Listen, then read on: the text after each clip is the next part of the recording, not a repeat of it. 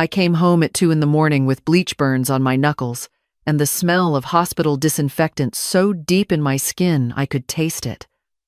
My back had seized twice during the shift, once in the ICU hallway, once by the elevator bank, where I'd been mopping the same tile for 6 years. I dropped my bag by the door, slipped off my shoes because my daughter didn't like the sound of footsteps after 10, and limped toward the kitchen for a glass of water. That's when I saw it. My husband's recliner, the brown leather one with the worn armrests, the one he sat in every evening for 31 years, was gone. In its place was a stationary bike still wrapped in plastic, a red bow stuck to the handlebar. I stood there in the dark, holding my shoes, and felt something inside me go very still. I didn't scream, didn't cry. I filled my glass, drank it slowly, and walked to the sunroom where I slept now, on a daybed pushed against the window. The ceiling fan wobbled overhead. Through the wall, I could hear my son-in-law snoring in the master bedroom. My master bedroom. The one I'd shared with Thomas for 3 decades. The one with the bay window and the oak floors he'd refinished himself the summer before the diagnosis.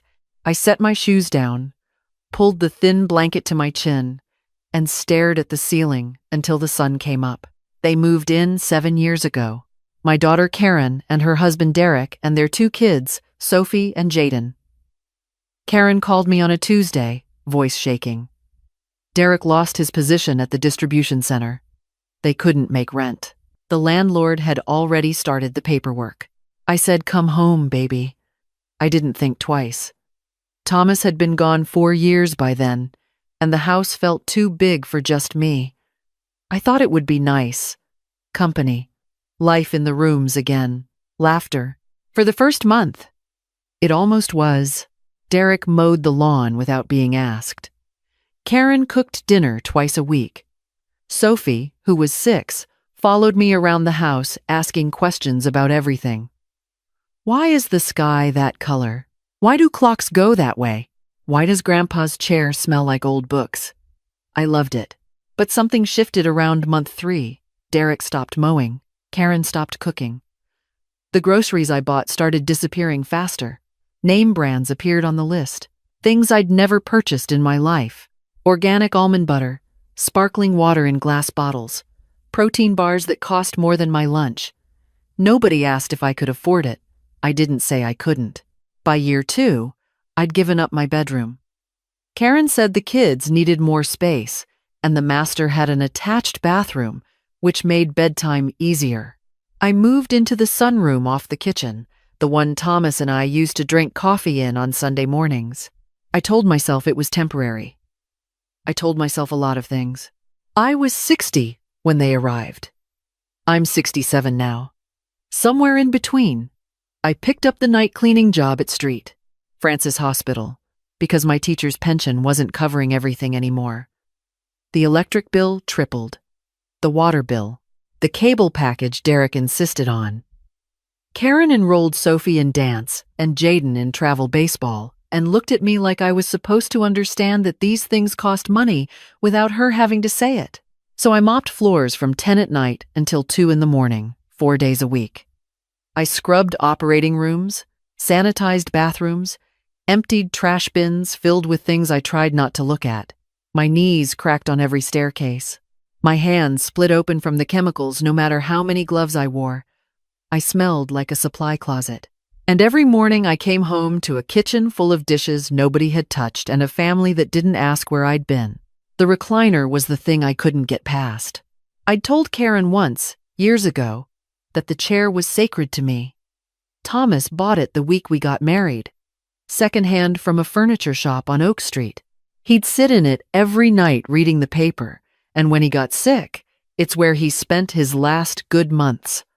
Watching baseball, holding my hand, telling me I'd be fine without him, even though we both knew he was lying. After he died, I kept it in the same spot, didn't move it an inch. Sometimes I'd sit in it and close my eyes and pretend I could still feel the warmth, and now it was gone.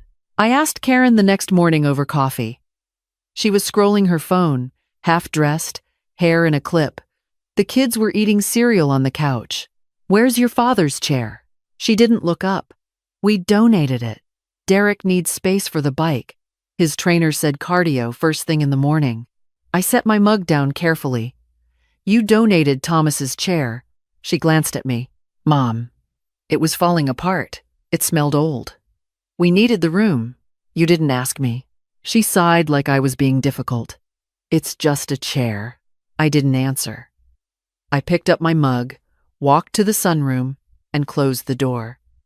My hands were shaking, not from anger, from grief, like losing him a second time, smaller but sharper, because this time someone chose to take him from me.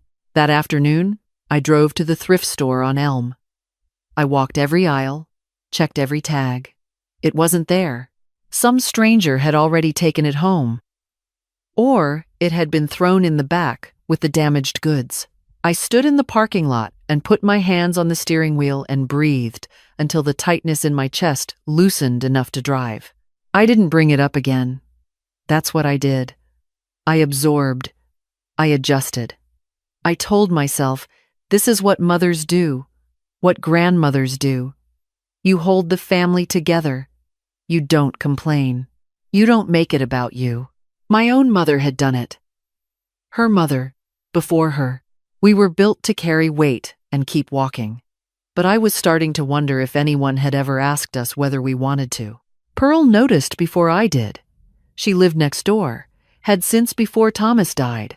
A retired postal worker with sharp eyes and no patience for nonsense. We sat on her back patio one Saturday, the one afternoon I had free, and she watched me rub my hands together the way I did when the burns flared up. "You look like you're disappearing, Margaret." I forced a smile. "Just tired." Tired is not having circles under your eyes like bruises. Tired is not losing 15 pounds in a year. She leaned forward. "When's the last time you ate a meal you didn't cook for someone else?" I opened my mouth and nothing came out. She nodded like I'd answered. That's what I thought. I changed the subject, asked about her grandkids in Virginia. But that night, lying on the daybed, I replayed her words. Disappearing. That's exactly what it felt like. Not all at once, slowly, room by room, chair by chair, name by name. They called me Mom when they needed something and talked about me like furniture when they didn't. I'd heard Derek once, on the phone with his buddy, laughing. She's harmless. She just shuffles around and cooks. It's basically free rent with a maid. I stared at the ceiling fan and thought about Thomas. What he'd say if he could see this. He was a quiet man, but he had a line, and once you crossed it, he didn't come back. I remembered him telling me once, holding my face in both hands, "This house is your spine, Maggie. Don't you ever let anyone bend it." I'd let them snap it clean in half. The thing that finally broke me wasn't dramatic. It was a Wednesday. I'd just come home from the hospital, dead on my feet. There was a pile of laundry in the hallway. Karen's yoga pants, Derek's gym shirts, the kids' school clothes. A mountain of it, blocking the path to the sunroom like a barricade. I stepped over it, went to wash my hands, and heard Karen's voice from the bedroom. She was on the phone, loud enough that she either didn't care or wanted me to hear. "She's getting worse, like clingy. She rearranged the spice rack yesterday and got upset when I moved it back. I think it might be early dementia or something. Derek says we should start looking into power of attorney, just in case." I stood at the sink, water running over my cracked knuckles, and felt the floor tilt beneath me. Power of attorney, over me, in my house, on my dime, while I worked nights scrubbing blood off floors so her children could eat organic strawberries. I turned off the water, dried my hands, walked past the laundry pile without touching it, went to the sunroom, pulled the door shut, and opened my phone. I searched for one thing: property rights lawyer near me. The appointment was on Friday. I told Karen I had a doctor's visit. She didn't ask which doctor or what for, just said, "Can you pick up Jaden's cleats on the way back? Size 5. The lawyer's name was Mrs. Espinoza. Small office, warm lighting, a fern on the desk that looked healthier than I felt. She listened for 40 minutes without interrupting. I told her everything: the move-in, the bedroom, the bills, the recliner, the power of attorney talk. When I finished, she folded her hands. Mrs. Holloway, your name is on the deed, the mortgage, which is paid off, every utility account. They have no lease, no rental agreement, no legal claim to your property whatsoever. I nodded slowly. I know all that. Then, what's stopping you? Guilt, I said. And love. And the fear that I'll lose them. She looked at me gently. You've already lost them, Margaret. What you haven't lost yet is yourself. I signed the papers that afternoon. A formal 30-day notice to vacate. Certified mail, return receipt. I drove home with the envelope on the passenger seat and my heart drumming against my ribs. I didn't mail it that day. I put it under my pillow and lay there, feeling it crinkle beneath my head, and slept better than I had in months. I mailed it on Monday. Then I started with the small things. Changed the Netflix password. Removed my credit card from Karen's Amazon account. Called the electric company and put a lock on the online portal. Canceled the premium cable package and downgraded to basic. The first thing they noticed was the streaming. Derek came out of the bedroom at 9 that night looking confused. The TV's not working right. Something's wrong with the account. I was reading at the kitchen table. I looked up calmly. I canceled it. You what? I canceled the subscription. It was in my name and I don't watch it. He stared at me. Karen appeared behind him in the hallway. Mom, what's going on? Nothing's going on. I'm just managing my accounts. Karen's eyes narrowed. You're being passive-aggressive. I turned the page of my book. I'm being accurate. They argued in whispers that night. Through the wall, I heard Karen say, she's losing it. And Derek's response, maybe we should talk to someone. About her. I smiled in the dark. They'd see soon enough who had lost what. The certified letter arrived 3 days later.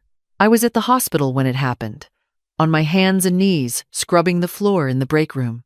I didn't know until I got home and found Karen sitting at the kitchen table with the envelope ripped open, face white. What is this? I set my bag down. You read my mail. It says we have to leave. In 30 days. She looked up at me. You can't be serious. I'm very serious. Derek walked in, arms crossed. You're evicting us? Your own daughter? I'm reclaiming my home. Karen's voice cracked. Where are we supposed to go? We don't have savings. We don't have. Her voice trailed off, and for a moment I saw her as she was at 10 years old, scared of thunderstorms, climbing into my bed. My chest ached. You've had 7 years, I said gently. I've worked nights scrubbing hospital floors at 67 years old so your children could have dance lessons. And not once, not one single time, did either of you say thank you. Karen blinked. We didn't think we had to. You're my mother. That sentence sat between us like a stone. Being your mother, I said, doesn't mean being your servant. Derek stepped forward. This is ridiculous. We'll fight it. I looked at him steadily. You're welcome to try. But the house is mine. The deed is mine. The law is mine. And I'm not changing my mind. I left the room. Behind me, I heard Karen start to cry. It hurt. God, it hurt. But I kept walking. The next 4 weeks were a war of silence. They stopped speaking to me entirely. Karen slammed every cabinet. Derek left his gym equipment scattered across the living room like a protest. The kids were confused. Sophie came to my sunroom one evening and stood in the doorway. Grandma, are we leaving? Yes, sweetheart. Is it because you don't love us? I pulled her close. I love you more than you know. But sometimes, Love means standing up, even when it's hard. She didn't understand. She was 13 now, all legs and opinions. But she hugged me back, and that was enough. Court day came on a cold morning in November. I wore the blue blazer Thomas bought me for our anniversary, the one I'd kept pressed in the back of the closet. Mrs. Espinoza met me outside. "Straightforward case," she said. The courtroom was smaller than I expected. Karen and Derek sat across from me. Karen wore too much makeup, the kind she put on when she was trying not to look like she'd been crying. Derek stared at his phone until the judge told him to put it away. The judge was a man in his 60s with reading glasses and a patient voice. He reviewed the documents, asked questions, listened. "Mrs. Holloway," he said, "can you explain why you're seeking this eviction?" I folded my hands. "Because I spent 7 years giving everything I had. My home, my money, my health, my dignity. And it was never enough. They didn't pay rent. They didn't contribute. They took my bedroom and my husband's chair and my peace of mind. And when I finally said enough, they told me I was losing my mind. I'm not losing my mind, Your Honor. I found it." The courtroom was quiet. Karen's lawyer, a young man she'd found last minute, argued hardship. 2 children, no savings, family obligation. The judge looked at Karen. "Did you pay any rent during these 7 years?" "No." "Did you contribute to utilities, groceries, or household maintenance?" "We helped around the house." The judge paused. "Mrs. Holloway, did they help around the house?" "No, sir." "I did all the cooking, cleaning, and maintenance. I also worked night shifts to cover expenses they created." He nodded once. "Judgment. For the petitioner. You have 14 days to vacate." Karen gasped. Derek's jaw tightened. I stood, thanked Mrs. Espinoza, and walked out into the cold air. In the parking lot, Karen caught up to me. Her mascara was streaking. "How could you do this to your own family?" I looked at her. "I did everything for my family. That's exactly why I'm here." She opened her mouth, then closed it. For a moment, I thought she might say something real, something honest, but she just turned and walked back to Derek's truck. They moved out on a Saturday. I stayed in the sunroom and listened to the sounds of boxes being loaded, car doors slamming, muffled arguments about what fit where. Nobody knocked. Nobody said goodbye. When the truck pulled away, I walked through the house slowly, room by room. The master bedroom was empty. Scuff marks on the floor, nail holes in the walls, a forgotten sock behind the door. I opened the bay window and let the November air rush in. It smelled like dry leaves and freedom. I spent the next week cleaning, not the frantic kind I'd done for 7 years, picking up after people who didn't notice. This was slow, deliberate. I polished the hardwood floors Thomas had refinished. I hung my curtains back up. I put my books on the shelf in the living room. I placed Thomas's photo on the mantel, the one from our trip to the coast, both of us squinting into the sun, laughing at nothing. I couldn't get the recliner back. That hurt. But I bought a new chair, a deep green one with a high back, and put it in the same spot. It wasn't his, but it was mine, and that was the point. Pearl came over with a casserole and a bottle of wine. She looked around the house and nodded. "Feels different," she said. "Feels like mine." She raised her glass. About damn time. I slept in my own bed that night. My bed. I lay there in the dark and felt the weight of silence, not the oppressive kind, the kind that holds you gently, the kind that says you're safe. A month later, I got an email from someone I hadn't heard from in years. Claire, a former student from my last year of teaching. She'd been a quiet girl, always scribbling in notebooks, always the last to leave the classroom. She'd gone on to become a social worker. Mrs. Holloway, she wrote. I know this is out of the blue, but I've been thinking about you. I'm going through a hard transition. My marriage ended, and I'm relocating back to the area. I remember your house, that sunroom with all the light. You once told me that everyone deserves a quiet place to figure things out. I was wondering if you'd consider renting me a room. I'll pay fair market rate, and I promise to respect your space. You taught me what respect looks like, even if I didn't know it at 15. I read it 3 times. Then I replied with 2 words. Come home. She arrived the following weekend with a suitcase and a plant she said was supposed to bring good luck. She took the guest room upstairs, kept it spotless. She cooked dinner on Wednesdays, she asked before using the washer. She noticed when I was tired and made tea without being asked. One evening, we sat on the porch. The air smelled like rain and cedar mulch. She was grading case files. I was reading. She looked up. Can I ask you something? Go ahead. Do you ever regret it? Asking them to leave? I rocked the chair slowly. I regret that it was necessary. I regret the years I lost being invisible in my own home. I regret that my daughter still hasn't called, but the decision itself? Not for 1 second. She nodded. You know, you were the first adult who ever told me my voice mattered. I smiled. Well, it took me 67 years to remember that mine did too. She laughed softly. We sat there until the streetlights came on. 2 women sharing silence the way it was meant to be shared. Not because no one was listening, but because nothing needed to be said. Some mornings now, I wake up early and sit in the green chair with my coffee. The house is quiet. The floors are clean. The bills are manageable. My hands are healing. I still work at the hospital 2 nights a week. Not because I have to anymore, but because Marcus in the ER calls me Miss Maggie and saves me the good coffee, and because sometimes the work reminds me that I'm stronger than I look. Karen called once, 3 months after the move. She didn't apologize. She asked if I'd consider helping with Sophie's braces.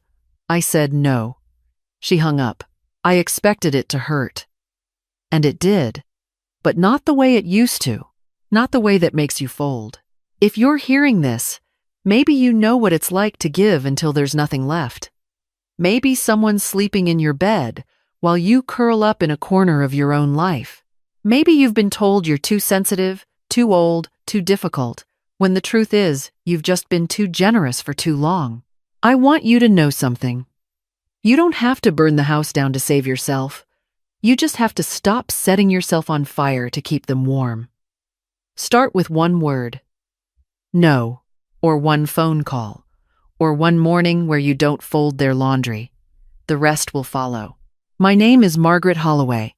I'm 67 years old. I scrub hospital floors and drink my coffee in a green chair that isn't my husband's, but sits where his used to be. My house is quiet again. My name is on the door. And nobody, not my daughter, not her husband, not guilt or grief or habit, will ever take that from me again. If this story meant something to you, leave a comment. Share it with someone who needs to hear it. Subscribe if you want more. And remember, you're not invisible. You're just getting started.